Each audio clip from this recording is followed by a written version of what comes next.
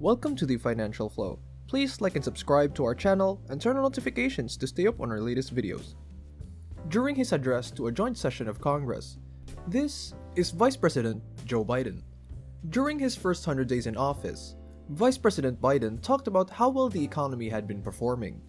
The economy added more than 1,300,000 new jobs in the first 100 days of the administration, which is more jobs than any other president has ever added in their first 100 days in office.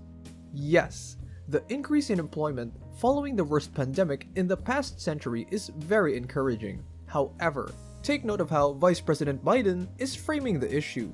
He is claiming that more jobs were created during his first 100 days as president in comparison to the first 100 days of the administration of all other previous presidents. Naturally, this is not an accomplishment. It is simply the result of Biden's presence at the appropriate location at the appropriate moment. Despite the fact that those jobs were generated and the fact that Biden was president, he is going to try his best to take credit for them regardless. Biden and his administration did not create those jobs. Just called the American Rescue Plan the American Recovery Act, which was a bill that was passed by Barack Obama back in February 2009. Now that we've gotten out of the way, let's talk about how enthusiastic Vice President Biden is about the economic recovery. He's getting his job data from the Bureau of Labor Statistics for the months of February and March, before the release of the employment report for April. Experts expected that the United States economy had likely produced nearly 1 million jobs. This swift rebound is merely a down payment on that prediction. According to Reuters, the carefully watched employment report that will be released by the Labor Department on Friday will be the first to demonstrate the impact of the House $1.9 trillion COVID-19 pandemic rescue package, which was approved in March. It is highly likely that it will reveal that the economy entered the second quarter with even stronger momentum, firmly putting it on course for this year to have its best performance in almost 4 decades. Therefore, on the morning of May 7th, just a few moments before the release of the jobs report, the morning roundtable on CNBC was fired up and made some bold predictions. They anticipated that it would be greater than 1 million, 1.3 million, 1.5 million, or 1.15 million. On the other hand, it turns out that there are approximately 266,000 people unemployed, which is equivalent to 6.1%. There are indications that these dismal numbers are probably not that far off. For example, the NFIB Small Business Jobs Report showed that a record 44% of small business owners reported having job openings that they could not fill. While some people may think that these dismal numbers might be a fluke, there are indications that they're probably not that far off. In the meantime, Vice President Joe Biden was supposed to hold a news conference to commemorate what was seen to be an impressive increase in job growth. However, he arrived at the event half an hour late because they wanted to rework the statement. So why is it that the employment number is lower than expected? Well, many detectors are pointing the finger at the so-called American Rescue Plan proposed by Biden as the primary cause. The bill that Biden signed on March 11 extended federal unemployment benefits through September 2021 at a rate of $300 per week. This $300 per week is in addition to the benefits provided by the state. And as a result, the incentive for many people to remain unemployed is simply too great to leave their homes. If you could stay at home, play Apex Legends with your team, and get paid for it, then there's really no reason for you to bother looking for a job. An interview asked Biden, "Do you believe enhanced unemployment benefits had any effect on diminishing return to work in some categories?" And I quote, "No, nothing measurable," was his only reply. The disappointing employment report makes it evident that paying people not to work is hurting what should be a stronger jobs market.